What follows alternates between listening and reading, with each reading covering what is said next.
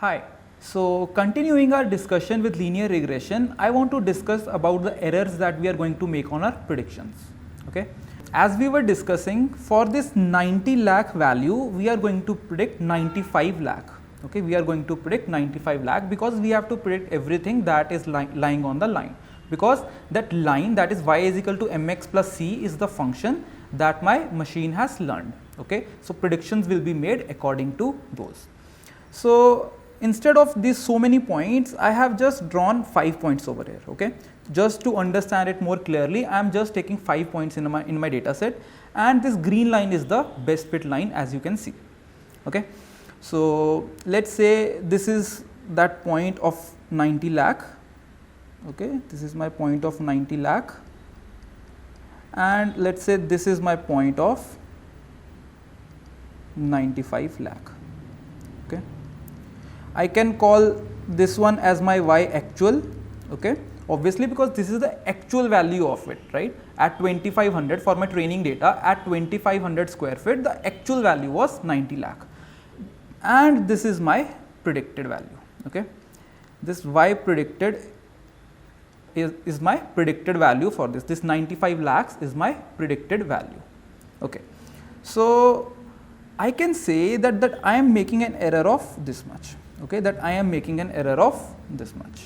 Okay, so I am making an error of this much.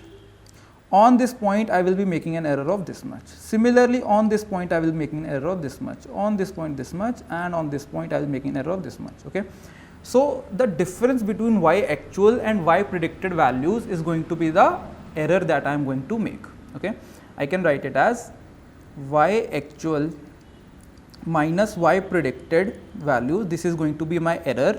Okay, if I basically square my error, if I just square the value of the error and I add up all of my errors, okay, all, like there are 5 points, if I add the result of squares of all of my errors, divide by total number of points, that are 5, okay, this is basically something known as cost.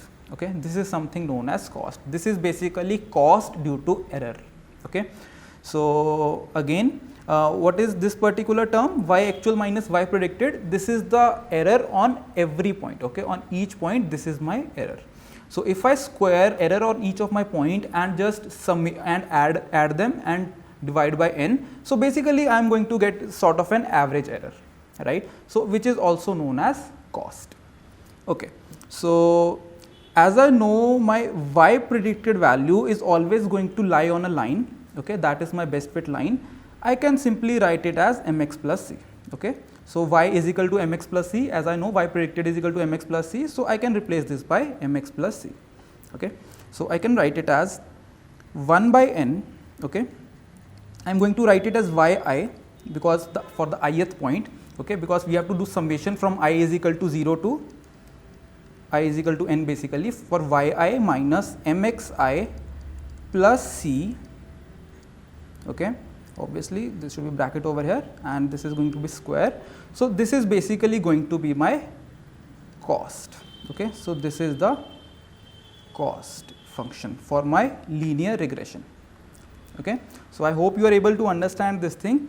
Now what we want to do is, now what is the job of our linear regression? What it wants to do? It basically wants to try and minimize the error. Okay, obviously we want to try and minimize the error, only then we are going to get a best fit line.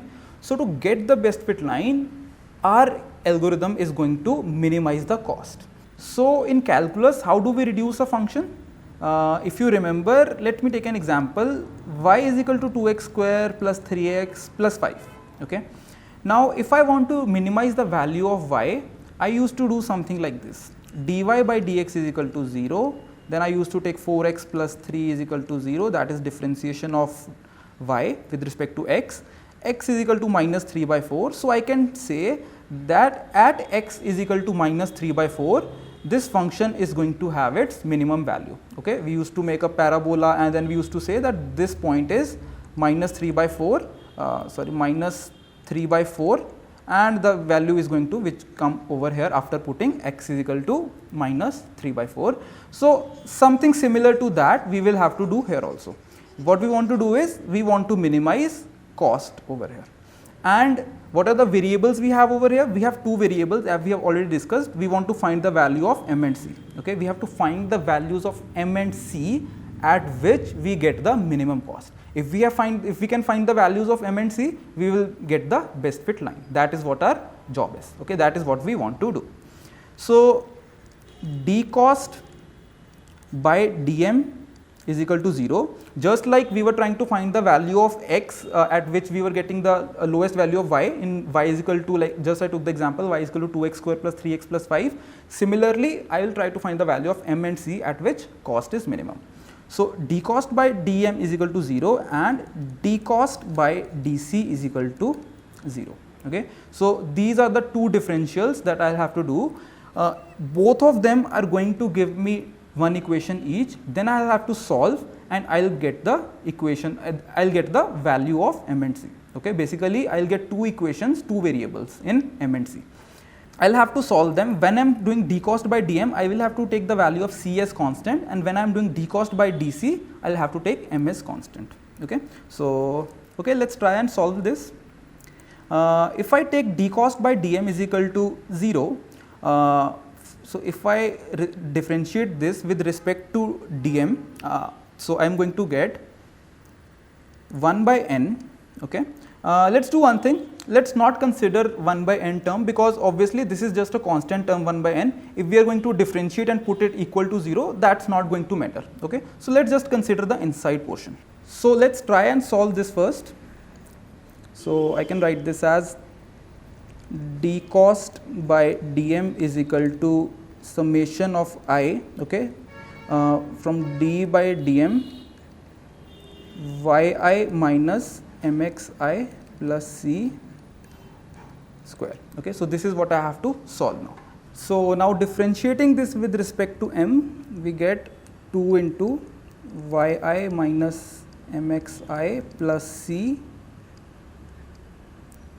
then we are going to get yi minus mxi plus c, it's d by dm. Okay. So this is what we are going to get, and we have to equate it to 0. Okay. Obviously, if we are going to differentiate this term, these both are constants, so we are only going to left with minus xi. Okay. So 2 into yi, I am writing this as it is, mxi plus c into minus of xi. Okay. So this is, I have to equate it to 0. I am just removing 2 from here. Now can I write this as xi yi summation, okay, since this is whole summation, xi yi summation minus m into xi summation and minus c summation xi. Okay. Sorry, there will be xi square. So this is equal to 0. I am dividing all of them equal to n, dividing by n. So now can I write this as xy mean? I can write. We can write this as the mean of x and y. Basically, summation of xy divided by n can be written as xy, that is the mean of xy. So similarly, this is going to be m into xi square mean, right? Or I can also write this as xi into xi minus c into xi mean. Okay. So this is going to be my first equation. This is going to be my first equation. Similarly, I am going to get my second equation from d cost by dc is equal to 0. Okay. D cost by dc is equal to 0. So I am going to get 2 yi minus mxi plus c, okay, into minus 1. Okay. So instead of minus xi, this time I am going to get minus 1, as we can see from here. So if I differentiate this term with c, I am going to get minus 1. Okay.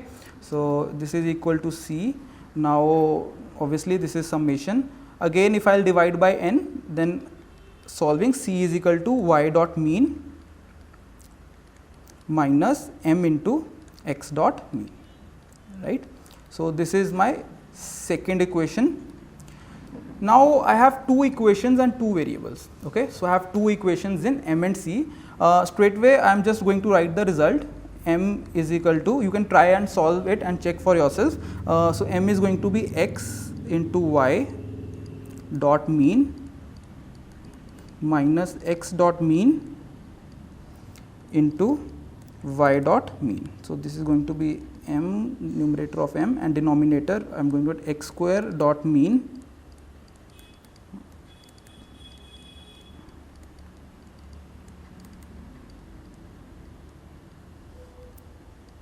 okay. So this is going to be my m, and the value of c is going to be